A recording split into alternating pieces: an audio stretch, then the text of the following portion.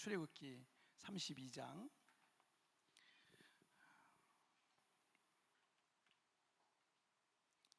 자, 우리 교회가 특별 기도회, 특별 또 이제 절기, 특별한 5월은 또 가정의 달이라 이제 다른 말씀들 우리가 나눴는데, 오늘은 우리 또 새로운 역사를 써가기 위해서 오늘 14번째 시간 우리가 좀 나누도록 하겠습니다. 출애굽기 32장 1절부터 6절까지의 말씀, 한 절씩 교독할 때 제가 1절 말씀 먼저 봉독해 올리도록 하겠습니다. 백성이 모세가 산에서 내려오미 더딤을 보고 모여 백성이 아론에게 이르러 말하되, 일어나라, 우리를 위하여 우리를 인도할 신을 만들라. 이 모세 곧 우리를 애굽 땅에서 인도하여 낸 사람은 어찌 되었는지 알지 못함이니라. 아론이 그들에게 이르되, 너희의 아내와 자녀의 귀에서 금고리를 빼어 내게로 가져오라. 모든 백성이 그 귀에서 금고리를 빼어 아론에게로 가져가매, 아론이 그의 손에서 금고리를 받아 부어서 조각칼로 새겨 송아지 형상을 만드니 그들이 말하되, 이스라엘아, 이는 너희를 애굽 땅에서 인도하여 낸 너희의 신이로다 하는지라. 아론이 보고 그 앞에 제단을 쌓고 이에 아론이 공포하여 이르되, 내일은 여호와의 절일이니라 하니, 이튿날에 그들이 일찍 일어나 번제를 드리며 화목제를 드리고 백성이 앉아서 먹고 마시며 일어나서 뛰놀더라. 아멘. 자, 오늘 말씀 제목 읽겠습니다. 시작. 새로운 역사는 이렇게 시작하라. 다시 한번 시작. 새로운 역사는 이렇게 시작하라. 내일 모레 이제 우리나라 21대 대통령을 선출하는 그런 선거일입니다. 우리 세부에 있는 분들은 미리 다 하셨지만 안 한 분들 많죠. 보니까 안 한 분들 미리 신청을 해야 돼요. 여기 계신 분들은 미리, 이제 다음에 계실 때는 미리 신청해서 그 선거인 명부가 이제 그러면 들어가거든요. 그러면 우리가 할 수 있습니다. 자, 하나님께서 우리 국민들에게 깨끗하고 바른 분별력을 주셔서 하나님께서 선택하신 지도자를 바르게 선출하길 저는 소망합니다. 그리고 건국 이후에 가장 큰 위기를 겪고 있는 우리나라가 다시 이 중흥의 길로 좀 들어섰으면 좋겠어요. 우리나라 여기서 멈추느냐, 다시 성장하는 이 두 갈림길에 있거든요. 굉장히 중요한 시기에 대통령이 아마 선출될 것 같습니다. 이 고사성어 중에 수가제주 역가복주라는 말이 있어요. 수가제주 역가복주. 물은 배를 띄울 수도 있지만 또한 배를 뒤집을 수도 있다라는 말이에요. 물은 배를 띄울 수도 있지만 배를 뒤집을 수도 있다. 이런 거 하나 잘 외워뒀다가 어디 가서 유식한 척 하세요. 수가제주 역가복주라는 그런 말이에요. 이 배는 임금, 왕을 의미합니다. 그리고 물은 백성을 의미하는데, 백성의 뜻이 결국 이 정권을 만들기도 하고 또한 그 정권을 몰락시키기도 한다 라는 그런 겁니다. 이 선거를 바로 앞둔 요즘 더 마음에 와닿는 그런 말입니다. 그리고 어떤 사업을 준비하는 사람에게 이걸 적용해 보자면, 자본이 넘치도록 넉넉히 있잖아요. 이게 수가제주, 즉 그 사람에게 큰 도움이 될 수 있겠죠. 수가제주. 그렇지만 오히려 그로 인해서, 넉넉한 자본 때문에 그로 인해서 역가복주, 최악의 상황이 올 수도 있어요. 창업자가 돈이 많으니까 자기 자본 믿고 본질적인 걸 놓치는 거예요. 다 돈으로 해결하려고 그러는 거예요. 뭐든지 본질적인 걸 놓쳐버릴 수 있어요. 그리고 이 사람에게 돈이 많으면 그 돈을 노리는 사람들이 또 붙습니다. 어디나 그래요. 그걸 붙어요. 그런 사람들이 돈 때문에 여기저기 여러 사람들이 붙는데, 그런 사람들 때문에 큰 어려움을 겪을 수도 있어요. 꼭 자본이 많아야 성공하는 건 아닙니다. 여러분의 인생에 어떤 새로운 역사가 시작되길 바랄 때 여러분 이걸 꼭 기억하세요. 최상의 것이 최악의 것과 맞닿아 있어요. 항상 그래요. 최상의 것은 항상 최악의 것하고 딱 붙어 있어요. 수가제주 역가복주가 그런 얘기예요. 우리 입에 단 것이 내 입에는, 내 건강에는 독이 되고요, 우리 입에 쓴 것이 내겐 보약이 될 수도 있는 거예요. 지금 우리의 눈에 좋아 보이는 것이 해가 되기도 하고요, 또 우리 눈에 나빠 보이는 상황들이 나중에 독이 되기도 합니다. 오늘 새로운 역사를 써가게 하소서 설교 시리즈 14번째 시간인데, 이틀 뒤로 다가온 이 대한민국의 대통령 선거가 어떤 드라마를 쓸지 우리는 이제 알 수 없지만, 이 또한 우리 민족의 하나의 역사로 이제 기록이 될 거예요. 새로운 역사가 되겠죠. 그리고 오늘 우리 한 개인 개인의 인생들도 작은 역사예요. 여러분 하나하나가 책이고 작은 역사예요. 그래서 이 작은 우리 인생의 새로운 역사는 또 어떻게 시작이 될 수 있는지 오늘 말씀을 통해서 우리가 좀 교훈을 살펴보려고 합니다. 우리 첫 번째 주제 한번 보실까요? 시작. 방향을 잘 잡아라. 다시 한번 시작. 방향을 잘 잡아라. 자, 이스라엘은 아브라함이라는 한 사람을 통해서 시작된 나라입니다. 아브라함의 손자인 야곱, 즉 계명된 이름이 이스라엘이잖아요. 그 야곱의 계명된 이름 이스라엘이 지금 이스라엘 민족과 나라의 이름이 된 거예요. 자, 이 이스라엘의 12아들이 기근을 피해서 이집트로 내려가 살다가 보니까 이게 요셉이 총리 기간 동안 살고 있었거든요. 그게 80년이에요. 거의 80년 가까이 이스라엘 백성들이 애굽에 내려 살다 보니까 여러분 80년 동안 산 데를 이사를 갈 수 있어요, 없어요? 쉽지 않아요. 쉽지 않아요. 어쩌다 보니까 430년을 살게 된 거예요. 그곳에서 430년.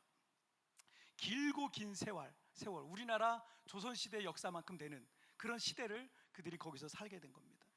사실 그 정도 세월이면 이집트 안에 머물고 있는 여러 종족들이 있을 거 아니에요. 그 한 종족이 단일 민족이겠어요. 우리나라처럼 여러 종족, 이 남쪽 아프리카에서도 여러 종족이 올라왔을 거고, 북쪽에 있는 여러 종족들이 있었을 거고, 동쪽에서도 여러 종족들이 왔을 거고 이랬을 겁니다. 그래서 여러 종족들이 거기에 하나의 종족에 섞여 살면서 그냥 이집트에 있는 하나의 종족으로 토착화될 수 있을 만한 그런 시간이에요.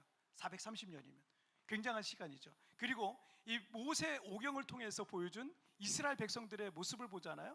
영적으로 또 종교적으로 이미 그들은 그냥 애굽 사람이에요.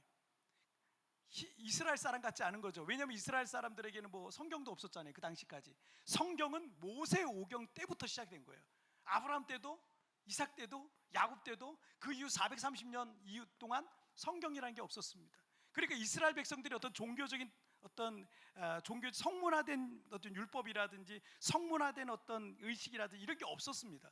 없었기 때문에 그들은 그냥 애굽에 섞여서 430년 동안 살면서 그냥 애굽 사람들과 종교적으로 큰 차이가 없어졌습니다. 그러니까 그들도 430년간 애굽 땅에 살면서 애굽 땅의 종교와 사상과 영적인 것에 깊이 이미 물들어 있는 상태라는 것을 우리가 모세오경을 통해서 많이 살펴볼 수 있어요. 자, 그러나 하나님께서 이 아브라함의 후손들인 이스라엘 백성들을 노예되었던 이 애굽 땅에서 출애굽시켰던 겁니다. 그러니까 이스라엘이라고 하는 이 하나의 민족이 출애굽하면서 이스라엘이라는 한 나라가 시작이 된 겁니다. 물론 그들에겐 땅이 없었어요. 땅이 없었기 때문에 아직 온전한 나라라고는 할 수 없어요. 국토가 있어야 나라잖아요.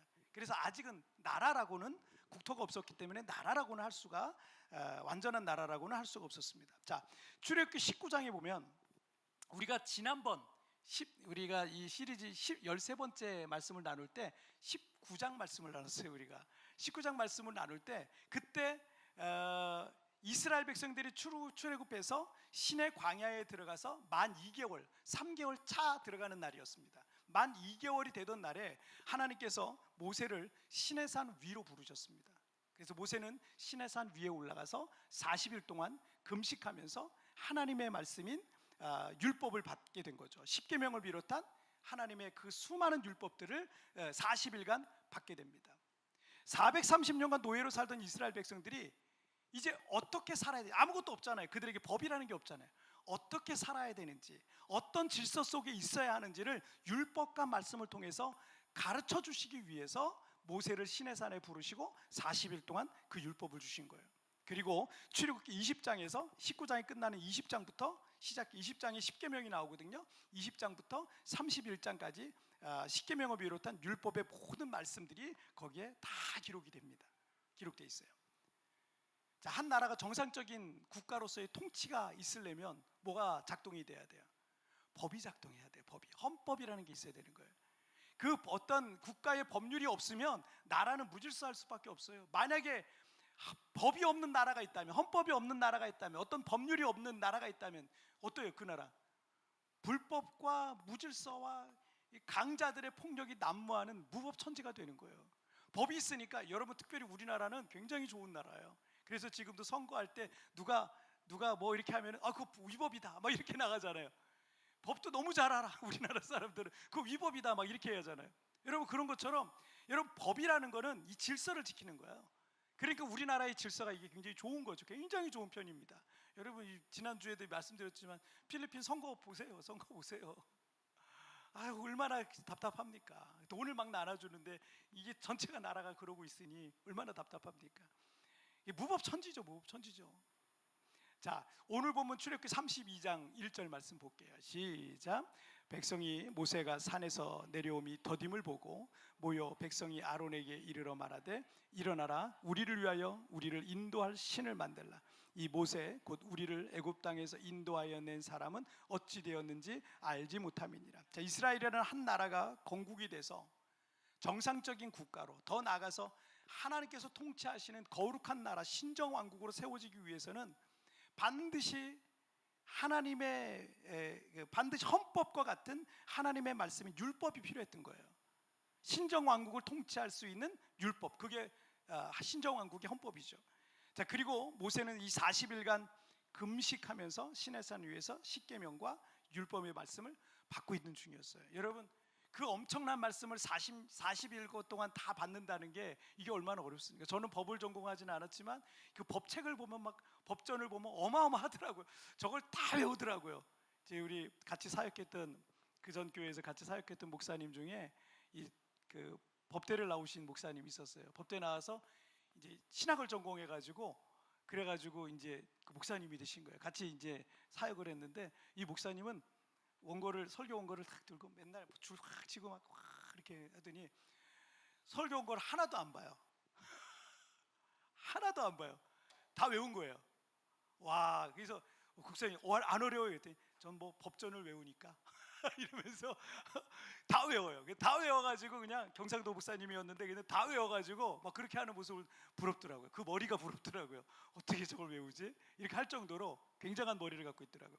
그러니 여러분, 법이라는 게 얼마나 어렵습니까? 똑똑한 사람이 또 이 법을 또 공부해야 되겠죠. 자, 그래서 모세가 40일 동안 그 법을 다 받는 거예요. 그런데 몇 주가 지나도록, 40일이면 6주거든요. 6주? 몇 주가 지나도록 시내산에 올라갔더니 모세가 소식이 없었던 겁니다. 지난 2달 동안 정말 힘들게 이 광야길을 걸어서 시내산까지 왔는데 그들을 이끌었던 출애굽의 지도자인 모세가 갑자기 사라진 거예요. 없어졌어요. 기도하러 갔다는데 안 보이는 거예요. 내려오질 않는 거예요. 그 백성들이 불안해지기 시작했던 겁니다. 이 백성들은 이 모세의 형인 아론이 이제 넘버 2였잖아요. 그 아론에게 몰려와서, 여기까지 우리를 인도한 모세는 산에 올라가서 죽었는지 살았는지 감감무소식이니까 어찌된지 우리가 알 수 없으니 가만히 있지 말고 우리를 인도할 신을 만들어 달라, 이렇게 요구를 한 거예요. 우리를 인도할 신을 만들어 달라. 이스라엘 백성들이 430년간 애굽에서 살았잖아요. 아버지의 아버지가 다 거기 살았어요. 조상 때부터 늘 애굽에서 봐왔던 게 뭐예요? 애굽에 얼마나 많은 우상이 있습니까? 얼마나 많은 우상이 있어요. 그 온갖 우상들을 봐오면서 그런 우상의 문화 속에서 그들은 살았습니다. 그래서 그들은 눈에 보이는 신이 진짜 신이고 하나님도 눈에 보여지게 있어야 된다. 그래서 여호와 하나님의 형상을 만들어 달라, 우상을 만들어 달라고 아론에게 요구하고 있는 거예요. 이스라엘 백성들이 430년간 보고 있었던, 여러분, 엄청난 건축물들과 엄청난 그 우상들이 많거든요. 그런데 그들이 430년 동안 보고 자랐던 우상과 신은요, 다 눈에 보여지는 거였거든요. 눈에 안 보이는 신은 없었어요.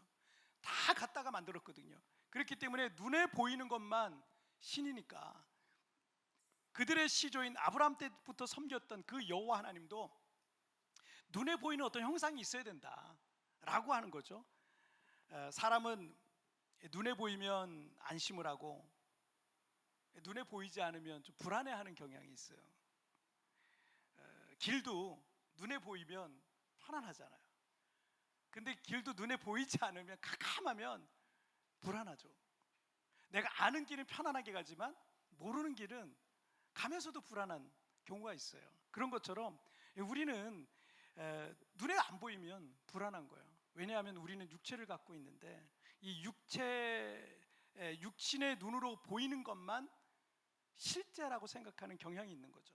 육체를 갖고 있으니까.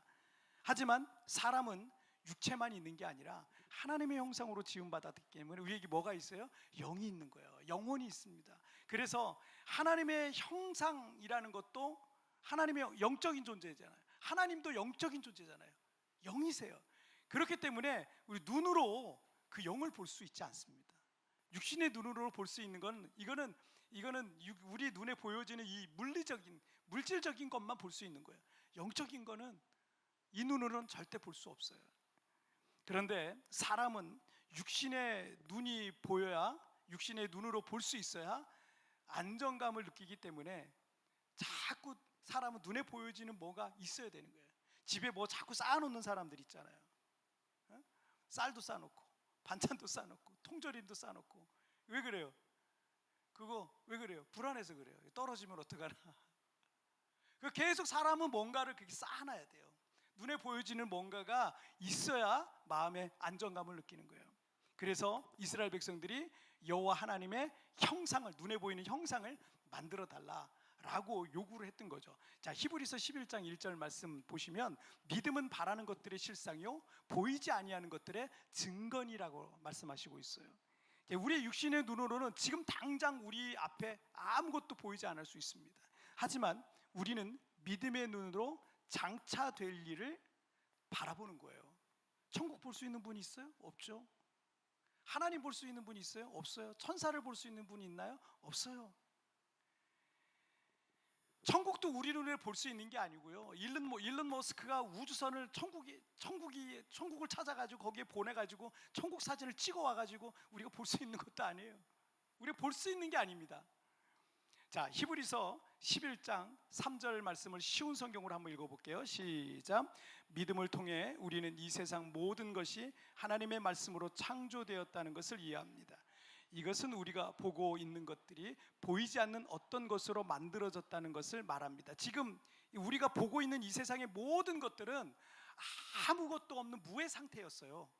여러분, 우리가 지금 보고 있는 모든 것들이 아무것도 없는 무의 상태였습니다. 우리 은율이 세상에 없었잖아. 무였잖아. 그죠? 근데 어느 날 갑자기 딱 나타났어요. 그 영원 전부터 엄마 뱃속에 무슨 뭐가 있어서 은율이가 있었겠어요? 엄마도 없었다가 딱 나타난 거예요. 여러분, 우리의 눈에 보여지는 모든 것들은 아무것도 없는 무의 상태였습니다. 근데 무의 상태였는데 어떻게 우리 육신의 눈으로 볼 수 있는 실체가 되었다라고 말씀하고 있는 거예요? 하반절에 보니까 우리가 보고 있는 것들이 보이지 않는 어떤 것으로 만들어졌다는 것을 말합니다. 그러니까 보이지 않는 어떤 것으로 인해서 보이는 것이 나타난 거지, 보이는 것으로 인해서 보이지 않는, 어렵죠. 철학적이라 영적인 것으로 물질적인 것이 거기서 나왔다, 이렇게 생각하시면 됩니다. 하나님으로부터 우리가 나왔다. 아무것도 없는 것에서 보이는 것이 등장한 것이다 라고 이렇게 말씀하고 있는 겁니다. 여러분, 어떤 20대 청년은 양아버지가 내어준 차고에서 창업을 했어요. 20대 청년이. 어떤 사람은 사무실 얻을 돈이 없어서 자기 아파트에 사람들 모아놓고 직장 다니고 사업에 실패하고 직장 다니다 실패해서 30대 중반에 창업을 하기도 했고요. 어떤 사람은 달랑 컴퓨터 한 대로 창업을 하기도 했습니다. 그런데 이렇게 아무것도 없는, 성공할 가망도 없어 보이는 조건에서 시작한 사람들이 여러분 어떻게 됐는지 아세요? 양아버지의 창고, 이 사람도 고아잖아요. 그러니까 버려졌잖아요. 미혼모에게 태어나서. 이 양아버지의, 그래서 양아들이 된, 다른 사람의 양아들이 됐는데, 이 양아버지의 엔지니어 출신인 이 양아버지의 그 차고에서 창업한 20대 청년 스티브 잡스가요, 세계 최고의 브랜드 애플을 만든 거예요. 저기서 시작한 거예요. 사무실이 없어서 자기 아파트에서 시작한, 사업하는 것마다 실패하고 직장 다니는 것마다 실패했던 이 30대 청년 마위는요, 중국 최고의 기업 알리바바를 만든 거예요. 단랑 컴퓨터 한 대로 시작한 20대 청년 일론 머스크는요, 테슬라와 스페이스 X 등을 창업한 세계 최고의 부자가 되어 있는 겁니다. 여러분, 아무것도 없는 곳에서 시작했다니까요. 뭐 있는 곳에 시작한 게 아니에요. 여러분, 뭔가 갖춰져야 내가 뭐 된다 이런 생각하지 마세요. 일론 머스크 같은 경우는 창업하기 전에 자신에게 돈이 얼마 정도 필요한지 알아보기 위해서 하루에 1달러로 살아보기를 실험했어요. 청년 때. 내가 창업을 해야 되는데 걱정이 되는 거예요. 혹시나 실패하면 어떻게 될까? 자신이 그걸 감당할 수 있을지. 이 20대 이 젊은 청년이니까 얼마나 그랬겠어요? 그래서 하루에 1달러로 살아보기 이런 걸 한 거예요. 요즘 뭐 유튜버들이 하루에 10,000원 가지고 살아보기 뭐 몇 년 전에 그런 걸 했던 적이 있었는데, 여러분, 하루에 1달러만 쓰면서 살아보기를 했는데 한 30일 살아보니까 해볼만 했대요. 그러면서 일론 머스크가 이런 생각을 했대요. 아, 그래, 어떻게든 해보다가 망해도 일이 잘 안 돼도, 사업이 잘 안 돼도 내가 한 달에 30달러는 벌겠지, 이렇게 시작했대요. 30달러 있으면 내가 살아남을 수 있으니까, 30달러 있으면 먹고는 사니까, 그럼 내가 한 달에 30달러는 벌겠지라고 생각하고 바로 창업 전선에 뛰어들었다는 거예요. 다르죠, 그죠? 다르죠. 뭔가 다르죠. 여러분이 처음부터 뭐가 대단히 갖춰진 근사한 것에서 뭔가를 시작해야 성공할 것이라고 생각합니까? 여러분, 그 생각과 정신부터 틀린 거예요. 세계 최고의 사람들을 보니 아무것도 없는 상태에서 지금은 눈에 보이지 않지만 꿈과 비전으로 미래를 바라보며 시작했다라는 것을 우리가 발견할 수 있습니다. 그래서 방향 잘 잡으세요. 뭔가 갖춰져야지 해야지, 뭔가 있어야 하지, 평생 못합니다. 평생 아무것도 할 수 없어요. 할 수 없는데, 갖춰진 게 없는데, 아무것도 없는 것 같은데 믿음 가지고 미래를 바라보면서 꿈과 비전을 가지고 뛰어들잖아요. 그 사람은요, 반드시 뭐를 이뤄낼 수 있어요. 우리 안 관장님 좀 창업을 하셨잖아요. 근데 대단하신 거예요. 예? 그 나이에 창업을 한다는 건 대단한 거예요. 쉽지 않거든요. 대단한 용기예요. 근데 그래도 늦지 않았어요. 10년 뒤 10살 더 먹잖아요. 늦지 않았습니다. 나 그래서 우리 아이들에게 그래요. 우리 청년들, 야, 20대 때 창업해라. 세계적으로 성공한 사람들 다 20대 때 창업했더라. 그러니까 너희들 20대 때 창업해서 일론 머스크처럼 30달러 벌겠지, 이런 마음으로 먹고만 살면 되잖아요. 그런 마음으로 했다는 거예요. 여러분, 방향을 잘 잡으세요. 뭔가 갖춰주고 해야지 절대 성공 못해요. 지금 하세요. 지금 하시면 됩니다. 이스라엘 백성들은 이 환령한 광야에서 눈에 아무것도 보이지 않으니까 어떻게 해요? 눈에 보이는 것만 자꾸 찾는 거예요. 그런 사람이 뭔가 갖춰져야지 할 수 있다는 거예요. 뭔가 눈에 보이는 게 잡혀져야지 할 수 있다는 거예요. 그것부터 찾았잖아요. 그러나 하나님께서 그들을 어떻게 해요? 아무것도 없고 어떤 것도 의지할 수 없는 광야로 인도하신 거는 왜 그렇게 인도하셨겠어요? 오직 눈에 보이지 않는 하나님만 바라보고 의지하게 하려고 그들을 광야로 인도하신 거예요. 그게 진짜 믿음이니까. 그래서 하나님께서 우리의 믿음을 훈련하실 때도 철저하게 이 세상의 것들로부터 분리를 시킵니다.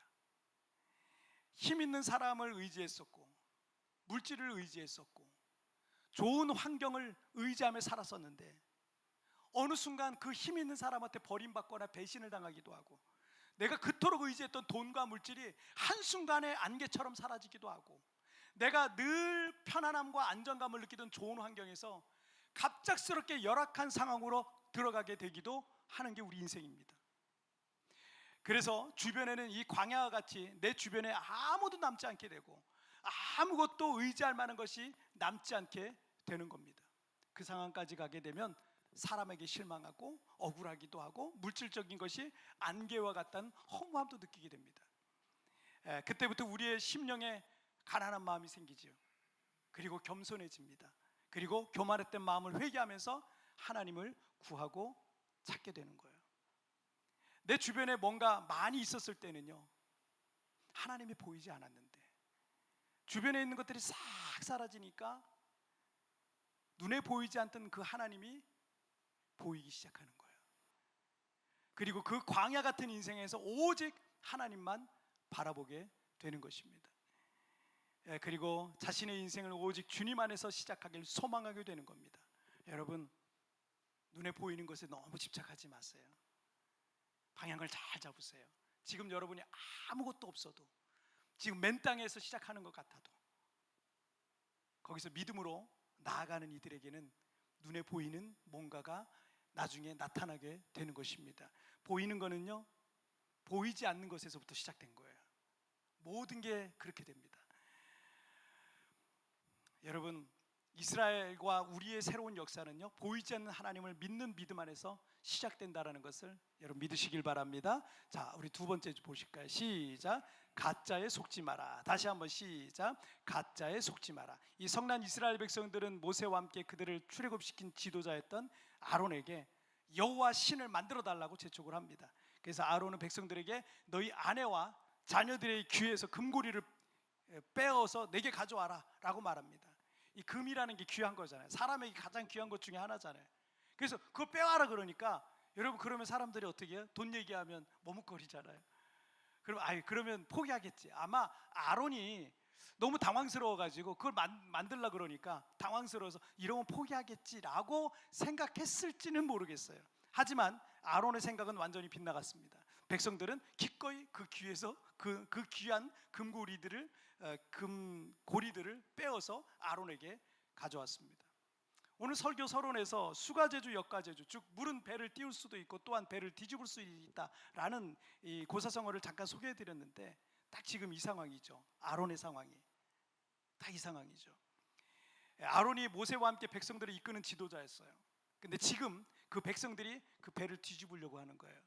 뒤집으려고 하니까 그 배가 뒤집어지라니까 어떻게 해요? 아론은 백성들이 원하는 대로 해주는 거예요.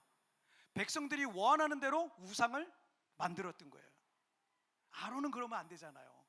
아론만큼은 그러면 안 되잖아요. 모세하고 얼마나 커뮤니케이션이 많이 됐었고, 모세를 통해서 모세와 함께 하나님의 살아계신 보이지 않는 그 하나님이 얼마나 영광스러운지 출애굽하면서 다 봤잖아요. 적어도 아론은 그러면 안 되는 거였어요. 근데 지금 아론이 백성들이 원하는 대로 우상을 만든 거예요. 간혹 우리나라를 이끄는 대통령 또는 국회의원 중에 국민이 원하면 그렇게 하겠다라는 말을 하는 사람들이 있어요. 국민이 원하면, 여러분 이거 좋은 말처럼 들려요? 이게 좋은 것 같아요? 국민이 원하면 그렇게 하겠다. 국민이 원하면. 여러분, 그런 정치인들은 여당, 야당, 보수, 진보를 떠나서 그렇게 말하는 사람은요, 정치인으로서, 대한민국 지도자로서 얼마나 자기 정치 철학이 없고 비전이 없는, 철학도 없고 비전이 없으니까 그냥 국민이 원하는 대로 해주겠다는 거예요. 국민이 원하는 대로. 여러분이 정신을 똑바로 차리고 그런 지도자 절대 뽑지 마세요. 절대 따르지도 마세요. 우리를 바른 길로 이끌어 달라고 나보다 똑똑하고 잘난 사람 거기다 앉혀놓는 거 아니에요. 국민들이 나보다 뛰어난 사람을 그 자리에 우리가 선거를 통해서 앉혀놓는 이유는요, 우리나라가 30년, 50년, 100년 계속해서 발전해 나갈 길을 제시해 달라고 우리보다 더 똑똑한 대통령 뽑는 거고요, 우리보다 잘난 입법자들인 국회의원들도 그래서 선출하는 거 아니겠습니까? 국민의 표와 인기를 따르는 정치인, 결국 그 나라를 망국의 길로 이끌 수밖에 없습니다. 하지만 여러분, 인기가 없는 길이라 할지라도, 국민들이 싫어할 수도 있어요. 인기가 없는 길이라 할지라도 국가의 100년 대계를 이루어갈 비전과 정치 철학을 갖고 있는 지도자라면 여러분 적극 지지해 주세요. 그런 사람에게 여러분의 소중한 한 표 던져도 후회 안 할 겁니다. 많은 국민들이 원하는 지금 당장의 이 달콤한 공약들만 나열하는 정치인들, 앞으로도 여러분 절대 믿지 마세요. 여러분이 그 정도로 어리석지는 않을 거예요. 매주 하나님의 말씀을 배우는 우리 크리스찬들은요, 적어도 이 정도의 분별력은 있어야 됩니다. 자, 출애굽기 32장 4절 말씀 볼게요. 시작. 아론이 그들의 손에서 금고리를 받아 부어서 조각칼로 새겨 송아지 형상을 만드니 그들이 말하되 이스라엘아, 이는 너희를 애굽 땅에서 인도하여 낸 너희의 신이로다 하는지라. 지금의 국무총리라고 할 수 있는 아론이 지금 무슨 짓을 하고 있는 겁니까? 금을 모아서 백성들이 원하는 대로 송아지 형상을 만든 거예요. 그리고 뭐라 그래요? 이는 너희를 애굽 땅에서 인도하는 여호와다. 아니 그걸 본, 그 영광을 본, 그 출애굽하면서 그 영광을 본 이 아론이 이런 말을 한다는 게 저도 믿어지지가 않아요. 애굽의 대표적인 우상 중에 하나가 아피스라는 송아지 우상이에요. 송아지 우상. 아론도 어려서부터 보고 자랐던 것이었겠죠. 백성들도 마찬가지고요. 아론은 여호와 하나님 본 적이 없겠죠. 어떤 형상인지도 모르니까 그들이 애굽에서 늘 보고 섬겼던 송아지 우상 아피스를 똑같이 만들어서 백성들에게 그 금송아지를 여호와 하나님이다 라고 붙인 거예요. 자, 5절 말씀 보실게요. 시작. 아론이 보고 그 앞에 제단을 쌓고 이 아론이 공포하여 이르되 내일은 여호와의 절이니라 하니. 자, 아론은 지도자로서 정치적으로 백성들의 원성을 잠재울 만한 뭔가가 필요했습니다. 그래서 애굽에서 늘 보던 그럴듯한 금송아지 우상을 만들어 놓고 제단을 쌓고 내일은 여호와의 절기다, 내일은 여호와의 절일이다, 이렇게 나름대로 성회를 공포했다라는 얘기죠. 6절도 보실게요. 시작. 이튿날에 그들이 일찍 일어나 번제를 드리며 화목제를 드리고 백성이 앉아서 먹고 마시며 일어나서 뛰놀더라. 이 번제를 드리고 화목제를 드리고 마치 모세 오경에 나오는 율법의 번제와 화목제를 연상케 하는 부분이잖아요. 하지만 틀렸어요. 송아지 우상도 가짜고 여호와의 절일이라는 거 하나님께서 명하시지 않은 거잖아요. 그것도 역시 가짜 성회고 번제와 화목제도 결국 우상에게 드리는 것이기 때문에 이 또한 가짜인 거예요. 그런데 지금 온 백성이 그 가짜에 속고 있는 겁니다. 그 중심에는 아론이라는 이 어리석은 지도자가 자신이 탄 배가 뒤집어지지 않게 하려고 가짜를 만들어낸 거예요. 송아지도 가짜도, 이 여호와 신 우상이라는 것도 가짜도 만들어내고 여호와의 절기라는 것도 가짜로 만들어내고 화목제, 번제 그럴듯하지만 가짜인 거예요. 만약 그때 만들어낸 그 가짜에 속았다면 지금도 그 금송아지를 이스라엘 사람들은 여호와라고 부르면서 있었을 거예요. 그리고 이스라엘 역사는 여호와 신앙의 역사로 절대 기록되지 못했을 겁니다. 여러분, 가짜에 속지 마세요. 가짜에. 이스라엘 백성들이 금송아지를 하나님이라고 부르면서 뛰놀았던 것 같이 오늘을 사는 우리 많은 사람들도 물질을 그거라고 생각해요. 물질을 의지하고 세상적인 자랑과 권력이 진짜라고 속고 있습니다. 겉은 그럴듯하게 금으로 입혀놓으면 그게 나를 살려줄 신이라고 생각하는 거예요. 연세대학교에서 영어와 국어를 전공하고 평생을 대학에서 학생들을 가르친 교수이신 강은교 시인이란 분이 계신데 이분이 당신의 손이란 시를 썼는데 그 당신의 손이란 시는 이 하나님의 사랑과 이 복음이 잘 녹아져 있습니다. 그중 일부를 좀 여러분들에게 소개를 해드리고 싶습니다. 당신이 내게 손을 내미네 당신의 손은 물결처럼 가벼우네 당신의 손이 길을 만지니 누워있는 길이 일어서는 길이 되네 당신이 슬픔의 살을 만지니 머뭇대는 슬픔의 살이 기쁨의 살이 되네 당신이 죽음을 만지니 천지에 일어서는 뿌리들의 뼈 당신이 내게 손을 내미네 물결처럼 가벼운 손을 내미네.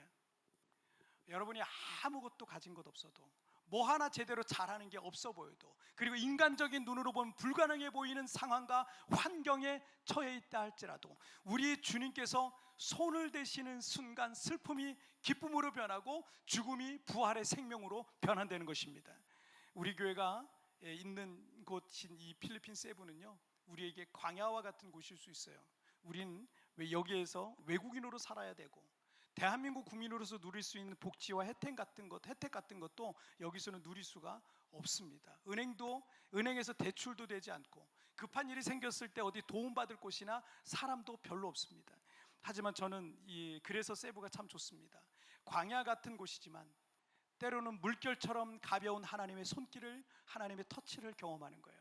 그 하나님의 손이 답답한 내 인생의 길을 만드시고 새로운 길을 만들어 주시는 겁니다. 내 인생의 슬픔을 만지시니까 그것이 기쁨의 간증거리가 되더라는 겁니다.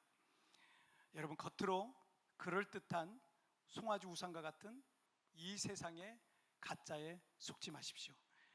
육신의 눈에 아무것도 보이지 않아도 내 안에 살아계신 하나님, 우리 믿음의 눈으로 볼 수 있는 하나님이 고단한 내 인생길에 새로운 역사를 만들어 가실 줄 믿습니다. 자, 우리 이제 말씀 정리해 볼게요. 두 가지 말씀 같이 읽겠습니다. 시작. 방향을 잘 잡아라. 가짜에 속지 마라. 다시 한번 시작. 방향을 잘 잡아라. 가짜에 속지 마라. 여러분 그렇습니다. 새로운 역사가 시작된다면 방향을 잘 잡아야 되겠죠. 이스라엘 백성들처럼 본질이 아닌 거가 본질처럼, 그리고 가짜에 속으면 안 됩니다. 그러면 우리는 새로운 역사를 써갈 수 없어요. 아무것도 보이지 않아도 하나님의 손이 만지시면 내 인생에 새로운 길이